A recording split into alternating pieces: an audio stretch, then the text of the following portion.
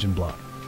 On many manual transmissions, the bell house is a separate piece of the transmission that houses the flywheel and the clutch plate and disc.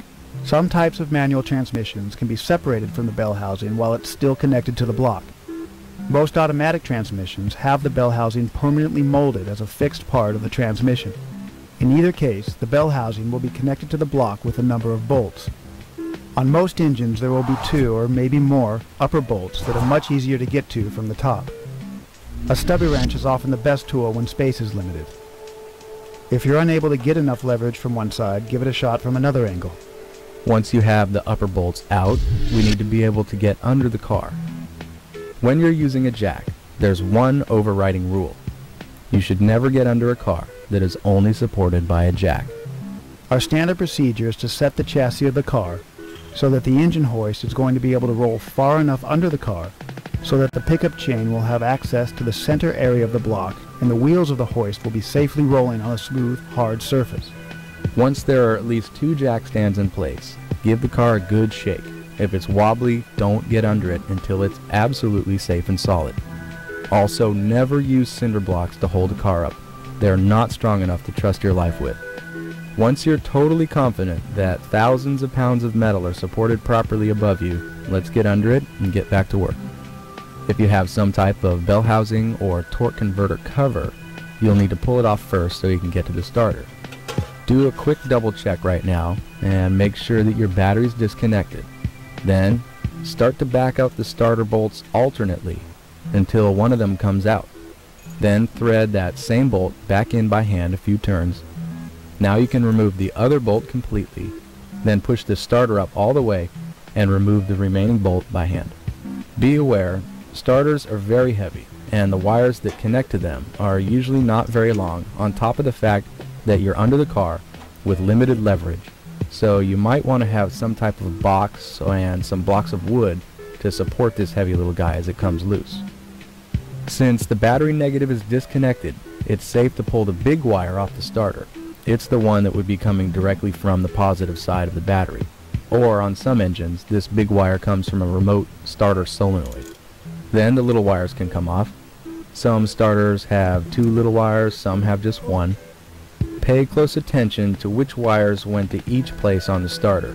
As soon as you have the starter secured, you'll need to label the wires and record their numbers and any other notes that you might think are necessary for when you put it all back together. With automatic transmissions, the disc that connects the crankshaft and transmission is called the flex plate. On a manual transmission, the disc is called a flywheel, and it has other pieces of the clutch assembly connected to it. An automatic transmission has a torque converter instead of the clutch assembly.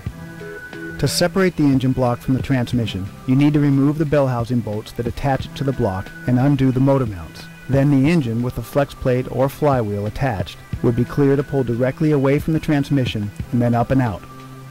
For manual transmissions, you just need to be aware that the transmission shaft needs to clear first before hoisting up.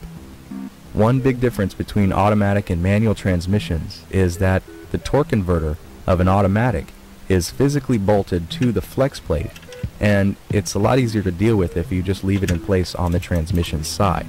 There's usually 3, but sometimes 4 bolts that make this connection.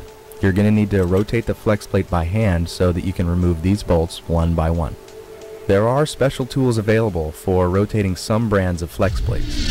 If you don't have one of these tools, you can clamp a pair of vice grips on the flex plate and spin it a little bit at a time. If you want to, removing the spark plugs for this will make the rotating a lot easier. When the bolts are out, you'll be able to push the converter to the rear and it should spin freely.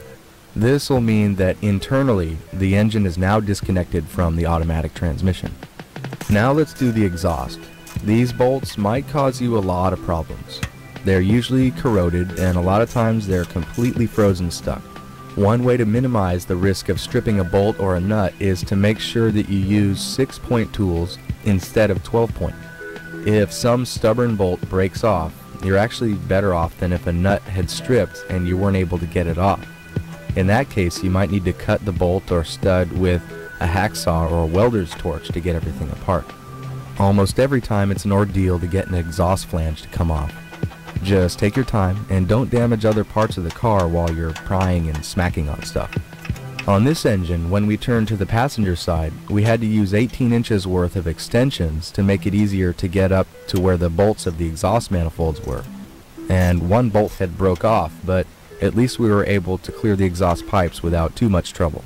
At this point, you should look around the engine bay. All of the lines, cables, or hoses that connect the engine to the chassis should be clear now. For our rebuild, we're going to leave the transmission in place.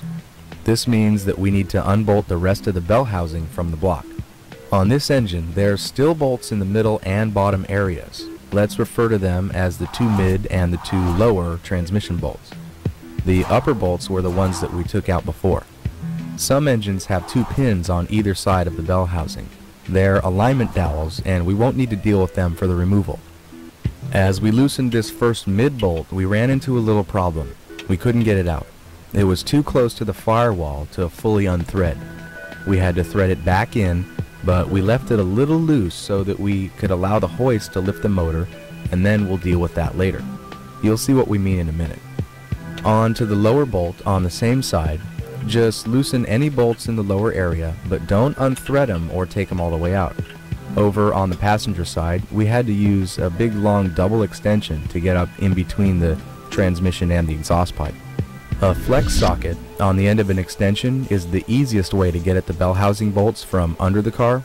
Sometimes you can't even use a stubby wrench in these close quarters, so an extension and a U-joint are really helpful to kind of turn the corners and get at bolts that you can't really see.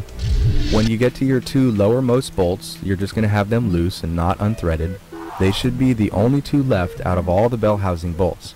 Now you can remove any bolts that hold the 2 halves of the motor mounts together, or if you have any fasteners that hold your motor mounts to the chassis of the car. When the motor mount bolts are out, the engine is basically